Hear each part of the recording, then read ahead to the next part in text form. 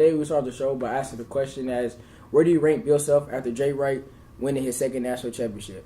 Well, I went back and forth between, because there's a lot of coaches that currently only have one national championship, so it's kind of hard to see where Bill Self ranks in there. But I had to go with postseason success, so I went with the amount of Final Four appearances as a big separator in my decision process. So I went with Bill Self as ranked as the sixth coach right now in college basketball.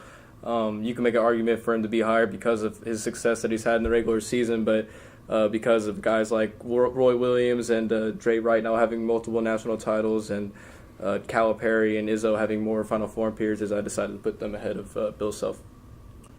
Currently, I have Bill Self ranked number 4 on my list. We will get into our top 6 list a little bit later. But the reason I have Bill Self ranked so high, or definitely in the top 5, because of consistency. He brings a lot of consistency every year. He's, like I said, his teams are always, either a 1 or 2 seed, a 3rd seed mixed in there. His teams are very consistent. They play hard, well coached. Always, they won 14 straight Big 12 regular season championships. They win here, there, the postseason tournament championship. So the fact that his teams are always there, always winning, I think we have to respect the fact that, he may only have one national championship, but the fact that he dominates a Power 5 conference the way that he does, and, he's a current Hall of Famer at the only in his 50s, that kind of speaks to how dominant he is, and I think he has to be in the top 5. Also, he has overall record of 447 and 96, so he doesn't lose often. He rarely ever loses at home. I think this year was kind of a dark stain as far as losing at home a lot, but, we made it to the Final Four this year with only a 7 to 8 man rotation. So, he has an overall record of 654, 201. So he's very, very dominant coach. Everywhere he's been throughout the in his college stops he's made, his team's done well. The last time Illinois was relevant, Bill Self was there. So it just speaks to how great of a coach he is, and I have to have him in my top 5. That makes a lot of sense. I would argue with you when you said the Big 12 has been strong. There might have been a lot of good teams in the Big 12, but we haven't seen any teams that really advance in the NCAA tournament come out the Big 12 except for Kansas.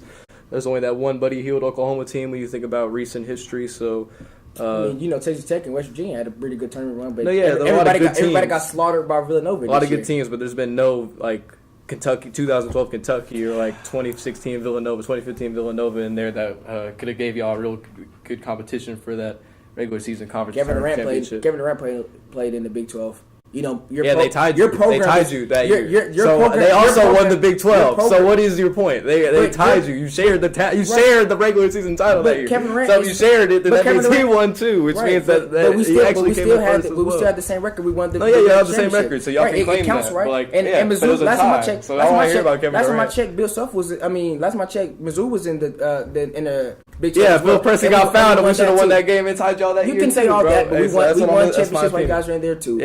So there's been a lot of close calls, though. I'm just saying that you won 14 straight. It broke John Wooden a record. It's very impressive. He's a legendary coach. Probably the most impressive feat that from any program last decade. Come on. And UCLA was considered one of the most dominant programs in history, with Kareem and all them. So, let's not belittle the fact they won 14 straight when your school was in the conference for a number of those years as well. Well, okay, you're right.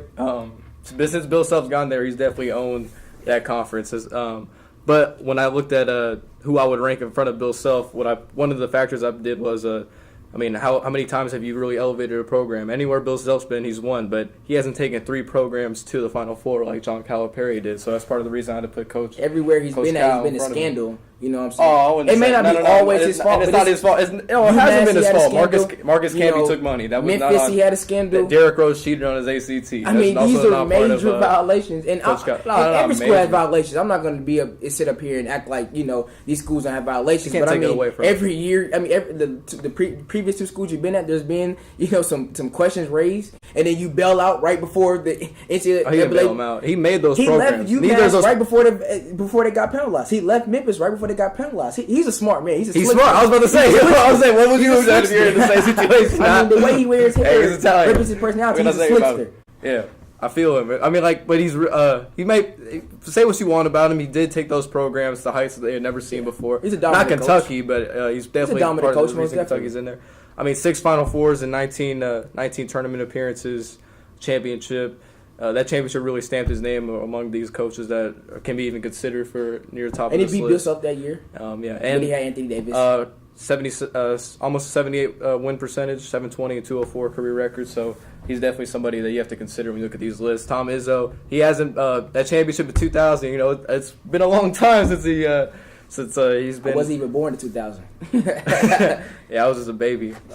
He's had some bad luck. He's run into some dominant teams. Like in 2009, they went to the national championship game, lost to that dominant North Carolina squad. You speak about Andy Davis and Michael Gilchrist was the number 1, number 2 picks, and Kansas lost to that team. Yeah, and you went on a whole rant like a couple seconds ago talking about Bill Self. They're both dominant teams, right? But you ranked Tom Izzo ahead of. Bill Self ran into 2 dominant teams. So how come you won't point out some of the teams he lost to? You always because he got it's all about doesn't get it it done. But Tom Izzo has championships since 2000 and lost to some dominant teams. But Kansas and Bill Self was dominant teams. It's a problem. I didn't say no. That's why that's why I put Izzo 1 spot ahead of Self, and the only reason I did that is because 7 Final Fours. I mean, it's more than double Bill Self has. So, I mean, that's how many basically conference championships does he have? He has 8 regular season conference championships, so he's 10 behind Self.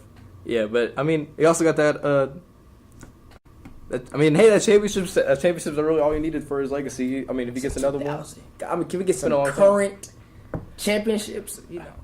Can you? 08 style seeming. 08 style yesterday. 2000. I mean, it's not yesterday. I can at least remember Mario Chalmers shot.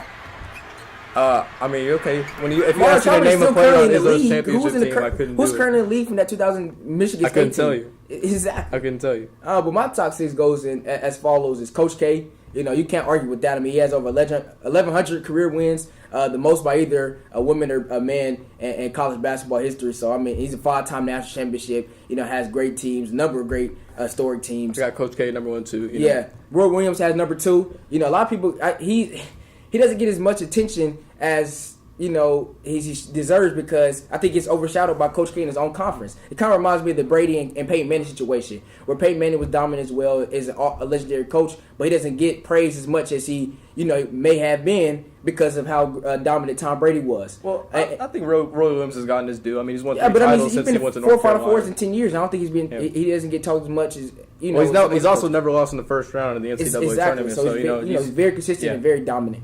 Jay Wright, like I said, about 4 or 5 years ago, people were questioning him as far as a premier coach because he did have the national championship, but now he has 2 in the past 3 years, so he solidified himself. Bill Self, I went on a little soliloquy earlier. I mean, he's very dominant, consistent, 14 straight Big 12 championships. I don't think that's going to end anytime soon with our recruiter class coming in. We'll talk about that next episode. Jim Boeheim, I think a lot of people, kind of sleep on him. He's been to 2 Final Fours in the past 5 years. That Syracuse zone, I think, other coaches try to mimic it. You saw Kansas run that versus Villanova. That didn't work. You had Duke. Duke kind of runs it now. And he had, in that championship came with Carmelo in 2003. 3 years after. Fours, 2003 with Melo when he had that superstar player. So he has a national championship to his resume. And I'm going to throw in Mark Few. I know he doesn't have a national championship, but he's won 15 conference championships. Since 2000, he's made the tournament every single year. You look at Calipari, I know he has a national championship. I know he has a tougher schedule sometimes in the regular season. But the fact that he had number 1 overall recruit in Nerlens Noel and some other 5 stars in that class, and he goes to NIT. If you're a Hall of Fame coach, I'm not questioning you going to NIT. Even Coach K is 2-2 in NIT. But the fact Calipari had a number 1 overall recruit coming into the class with him, and the fact that you go to NIT and then lose the first game in the NIT, I'm just really questioning, how dominant you are. And I feel like the fact that I will give the fact that Calipari is a transcendent coach as far as the one and done rule. Not the one and done rule as far as implementing, but as far as mastering it, as far as bringing in, so is Coach K. Right, but I would go to that point. Coach K came now in the recent years and took it away from him. And so with Coach K coming and taking his strategy and making it even more dominant, with the Justice Winslows of the world and with Jericho Ford in that team and Tyus Jones, and now with the number 1, number 2, and number 3 overall player coming in this year's class, for some other coach to come and take a strategy be even better, I'm going to have to just knock you down. And like I said, the NIT really sticks with me. I'm really questioning as far Calipari's success. And I understand the 2012 team, but he's bringing in 4 or 5-star recruits every single year. And for you to have one national championship, I'm kind of questioning that.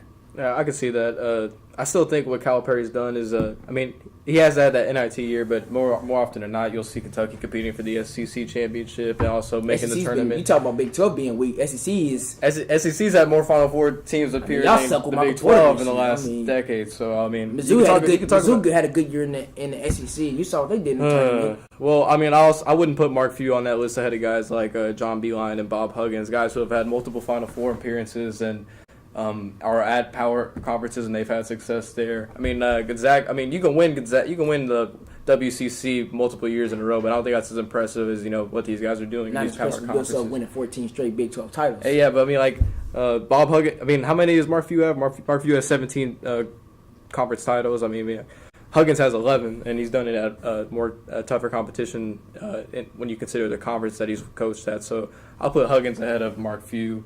Other than that, I think we have most of the same guys on the list, just slightly different. So I got a bonus question for you. Where do you rank Konzo currently? I got him like 98. I'd have to think about it. I mean, when you think out of the 125 or 100 something major D1. Out of all the new coaches, I got out of all the first year coaches, I got him 198. 198. Well, when he leads us to a national title, he'll be in the top 10. So we'll be dead by then. Don't worry about